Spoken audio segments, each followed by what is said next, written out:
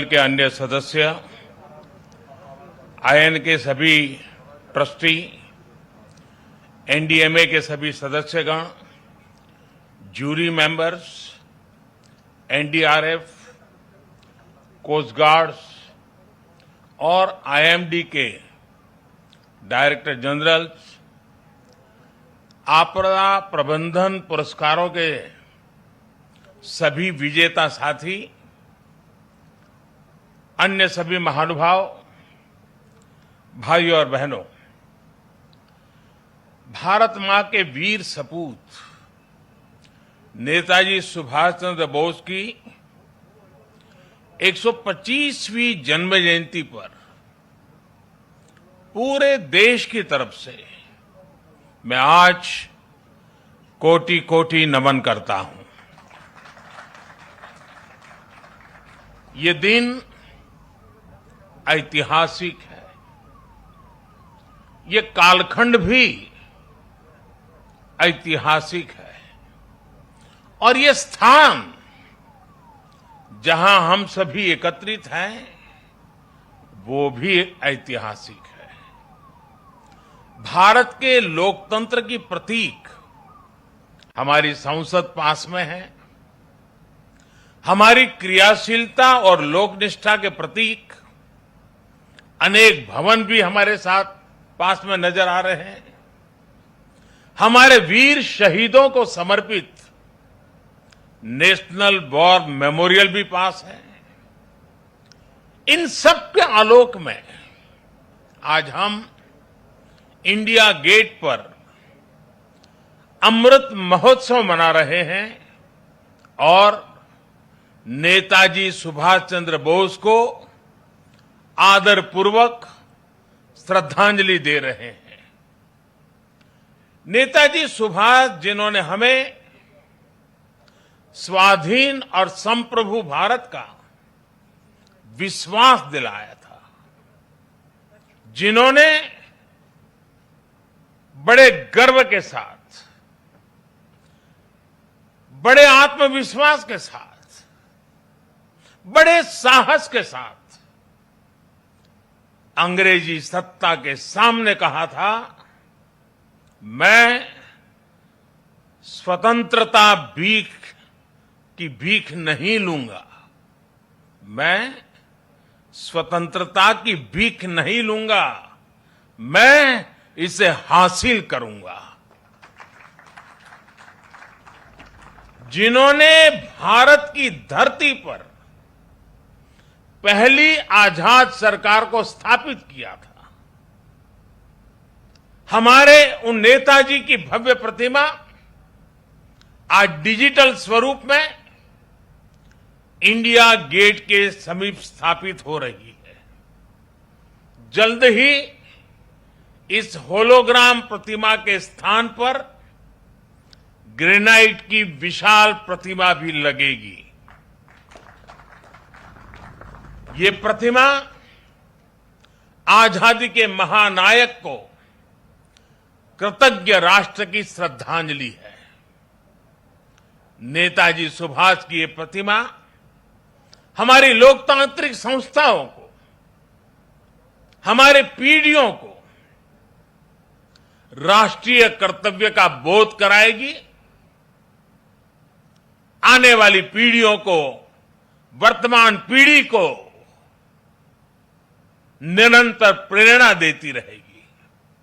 साथियों, पिछले साल से देश ने नेताजी की जयंती को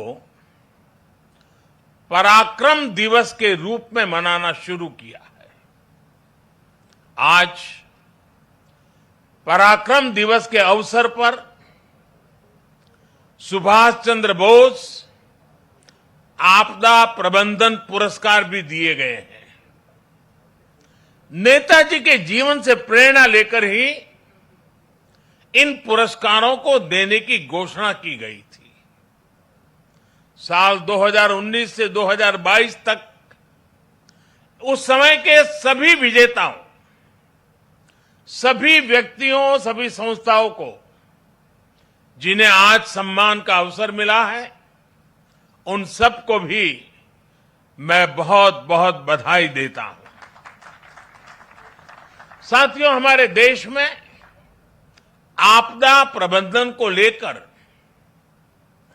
जिस तरह का रवैया रहा था, उस पर एक कहावत बहुत सटीक बैठती है। जब प्यास लगी तो कुआं खोदना। और जिस मैं काशी क्षेत्र से आता हूं, वहां तो एक और भी कहावत है। वो कहते हैं, भोज गड़ी कोहड़ा रोपे। यानी जब भोज का समय आ गया तो कोहड़े की सब्जी उगाने लगना। यानी जब आपदा सिर पर आ जाती थी तो उससे बचने के उपाय खोजे जाते थे। इतना ही नहीं, एक और हैरान करने वाली व्यवस्था थी जिसके बारे में कम ही लोगों को पता है। हमारे देश में वर्षों तक आपदा का विषय एग्रीकल्चर डिपार्टमेंट के पास रहा था। इसका मूल कारण यह था कि बाढ़, अतिवृष्टि, ओले गिरना, ऐसी जो स्थितियां पैदा होती थी, उसे निपटने का जिम्मा, उसका संबंध कृषि मंत्रालय से आता था। देश में आपदा प्रबंधन ऐसे ही चलता रहता था। लेकिन 2001 में गुजरात में भूकंप आने के बाद जो कुछ हुआ, देश को नए सिरे से सोचने के लिए मजबूर किया। और उसने आपदा प्रबंधन के मायने बदल दिए। हमने तमाम विभागों और मंत्रालयों को राहत और बचाव के काम में झोंक दिया। उस समय के जो अनुभव थे, उनसे सीखते हुए ही 2003 में Gujarat state disaster management act बनाया गया। आपदा से निपटने के लिए गुजरात इस तरह का कानून बनाने वाला देश का पहला राज्य बना। बाद में केंद्र सरकार ने गुजरात के कानून से सबक लेते हुए 2005 में पूरे देश के लिए ऐसा ही डिजास्टर मैनेजमेंट एक्ट बनाया। इस कानून के बाद ही नेशनल डिजास्टर मैनेजमेंट अथॉरिटी, उसके गठन का रास्ता साफ हुआ। इसी कानून ने कोरोना के खिलाफ लड़ाई में भी देश की बहुत मदद की। साथियों, डिजास्टर मैनेजमेंट को प्रभावी बनाने के लिए 2014 के बाद से हमारे सरकार ने राष्ट्रीय स्तर पर चौतरफा काम किया है। हमने रिलीफ, रेस्क्यू, रिहेबिलिटेशन, उस पर जोर देने के साथ साथ ही रिफॉर्म पर भी बल दिया है। हमने एनडीआरएफ को मजबूत किया, उसका आधुनिकीकरण किया, देश भर में उसका विस्तार किया। स्पेस टेक्नोलॉजी से लेकर प्लानिंग और मैनेजमेंट तक बेस्ट पॉसिबल प्रैक्टिसेस को अपनाया। हमारे एनडीआरएफ के साथ ही सभी राज्यों के एसडीआरएफ्स और सुरक्षा बलों के जवान अपनी जान की बाजी लगाकर एक एक जीवन को बचाते हैं। इसलिए आज ये पल इस प्रकार से जान की बाजी लगाने वाले, औरों की जिंदगी बचाने के लिए खुद की जिंदगी का दांव लगाने वाले, चाहे वो एनडीआरएफ के लोग हो, चाहे एसडीआरएफ के लोग हो, हमारे सुरक्षा बलों के साथी हो, ये सब के सब उनके प्रति आज आभार व्यक्त करने का, उनको सैल्यूट करने का ये वक्त है। साथियों, अगर हम अपनी व्यवस्थाओं को मजबूत करते चलें तो आपदा से निपटने की क्षमता दिनों दिन बढ़ती चली जाती है। मैं इसी कोरोना काल के 1-2 वर्ष की बात करूं तो इस महामारी के बीच भी देश के सामने नई आपदाएं आकर खड़ी हो गई।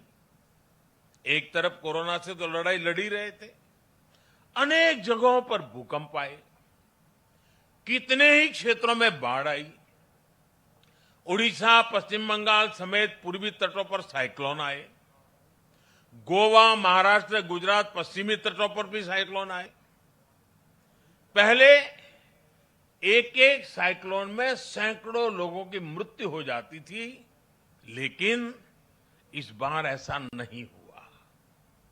देश ने हर चुनौती का जवाब एक नई ताकत से दिया। इसी वजह से इन आपदाओं में हम ज्यादा से ज्यादा जीवन बचाने में सफल रहे। आज बड़ी बड़ी अंतर्राष्ट्रीय एजेंसियां भारत के इस सामर्थ्य, भारत में आए इस बदलाव की सराहना कर रही है। आज देश में एक ऐसा end to end cyclone response system है जिसमें केंद्र, राज्य, स्थानीय प्रशासन और सभी एजेंसियां एक साथ मिलकर के काम करती हैं। बाढ़, सूखा, साइक्लोन, इन सभी आपदाओं के लिए वार्निंग सिस्टम में सुधार किया गया है। डिजास्टर रिस्क एनालिसिस के लिए एडवांस टूल्स बनाए गए हैं। राज्यों की मदद से अलग अलग क्षेत्रों के लिए डिजास्टर रिस्क मैप्स बनाए गए हैं। इसका लाभ सभी राज्यों को, सभी स्टेक होल्डर्स को मिल रहा है।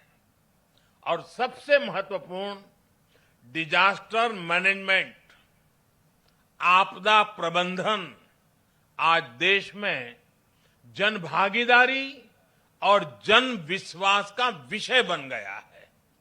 मुझे बताया गया है कि एनडीएमए की आपदा मित्र जैसी स्कीम से युवा आगे आ रहे हैं, आपदा मित्र के रूप में जिम्मेवारियां उठा रहे हैं, यानी जन भागीदारी बढ़ रही है। कहीं कोई आपदा आती है तो लोग विक्टिम नहीं रहते, वो वॉलेंटियर्स बनकर आपदा का मुकाबला करते हैं। यानी आप 1, 2, 3 अमूल फ्रेश क्रीम सरप्राइज तैयार।